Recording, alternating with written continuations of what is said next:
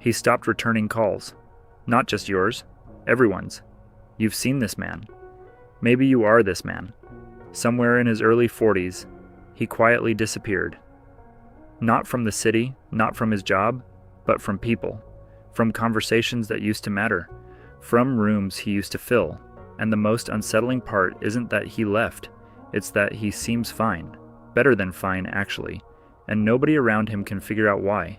There's something happening inside men over 40 that almost no one is talking about honestly. And by the end of this, you will understand it in a way that might change how you see yourself, or how you see the man in your life who has gone quiet. But first, I need you to understand what this is not. This is not about depression. This is not about giving up. And it is absolutely not what most people assume when they watch a man pull away from the world. What it actually is will surprise you. Picture him for a moment. He's 44, maybe 47. He owns his home or comes close to it. He functions well at work. He is not visibly broken. He wakes before anyone else, makes coffee in the dark, and sits with it in complete silence. Not because he has nothing to say, but because silence has become the most honest thing in his life. His phone buzzes. He looks at it. He puts it face down.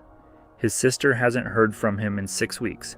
His closest friend from his 30s has started sending the kind of texts people send when they're not sure if something is wrong. Hey, just checking in. He doesn't answer those either. And what would terrify you, if you could see inside, is that he is not avoiding them out of pain. He is avoiding them because, for the first time in his adult life, he feels something close to peace. And here is the question that nobody asks. What if the withdrawal isn't the problem? What if it's the answer to one? Here is something the culture gets completely wrong about this. The story we're told is that men who isolate in middle age are broken men, failed men, men who couldn't sustain connection. That is a comfortable narrative because it keeps the problem inside the man, and it keeps everyone else off the hook. But if you actually sit with men who have done this, really listen past the surface answers, a different picture emerges. The man who goes quiet at 43 is almost never a man who was always like this. He was, for most of his adult life, the opposite. He showed up, he provided, he absorbed. He was the steady one, the calm one, the one who kept it together when everything around him was coming apart. He gave and gave and gave, and not to strangers, to the people closest to him. And the cost of that giving was invisible to everyone except him. So what changed at 40? Why not 35? Why not 50? The answer is something I want you to hold on to, because it explains everything that comes after. There is a specific thing that happens to a man around 40 that has no name in popular culture, but that almost every man who has been through it will immediately recognize. It's the arrival of a kind of seeing, not wisdom, not calm, seeing. For the first time, he looks at his life not as a work in progress, but as something that has already taken shape, and he can trace exactly how it got there. The compromises he made, the version of himself he became in order to fit what other people needed, the years he spent being the right man for everyone else's story, and the slow realization that he has almost no idea who he is in his own. That moment of clarity lands differently depending on the man. For some it's quiet, for some it's devastating, but almost universally, it is followed by the same question: how much longer am I going to do this? And for the first time, he doesn't automatically answer forever. Now, here is the part that people who love these men find hardest to accept, and I want you to stay with this because it reframes everything. When he stops answering texts, he is not rejecting you specifically. When he declines the dinner, the event, the weekend away, he is not saying your relationship doesn't matter.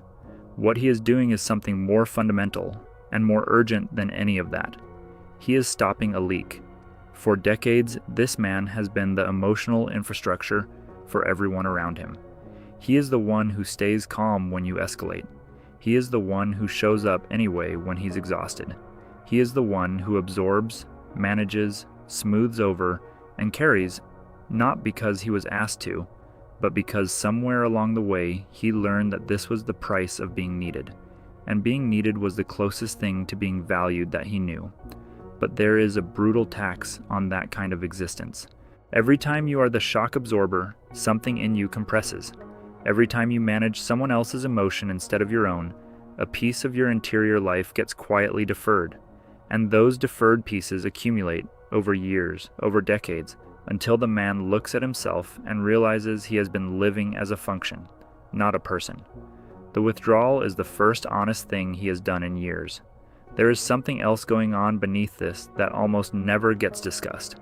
And it is the thing that, once you understand it, makes the silence make complete sense. He tried openness. He genuinely did. At some point in his 20s or 30s, this man made an attempt at the kind of vulnerability he was told was the path to real connection. He said what he was afraid of. He admitted what he needed. He let someone see the part of him that wasn't performing. And something went wrong. Maybe the vulnerability was used against him later, quietly, in an argument that shouldn't have involved it. Maybe the respect in someone's eyes shifted in a way that was never announced, but was impossible not to feel. Maybe he was told what he needed to hear in that moment and then watched the same patterns reassert themselves within weeks. He learned something from that, not dramatically, not consciously. The way you learn from touching something hot, you just stop reaching for it. The data told him that emotional openness, at least the way he had been practicing it, was not safe. And the man who shuts everyone out at 44 is not a man who stopped caring. He is a man who stopped trusting the container. Here is the thing about trust, though, and this is important. It can be rebuilt, but not by words, not by someone telling him, "This time is different." The only thing that rebuilds it is time and consistency, and the absolute absence of proof that his instincts were right. Most people don't have the patience for that, and so most people don't get back in. The cruelest irony of all this, and I want you to sit with this one, is what this man is actually experiencing on the inside, while the people around him are convinced he must be suffering. He is, in many cases, finally at rest. The noise that used to live in his life, the constant management of other people's expectations, the performance of being whoever the room needed, the grinding anxiety of never quite being enough, that noise is gone. And in its place is something he has not had since before his 20s, quiet. Not empty quiet. Not the quiet of a man who has given up, but the quiet of a man who has stopped pretending, who has stopped running toward a version of connection that was always costing him more than it returned, who sits with his coffee in the dark and feels, for the first time in a very long time, like himself. This is what the people around him mistake for coldness, for distance, for not caring. He cares. He simply no longer performs the caring in ways that hollow him out. And if you are the partner, the sibling, the friend who is watching this happen and wondering what you did wrong, the answer is almost certainly less about you than you think.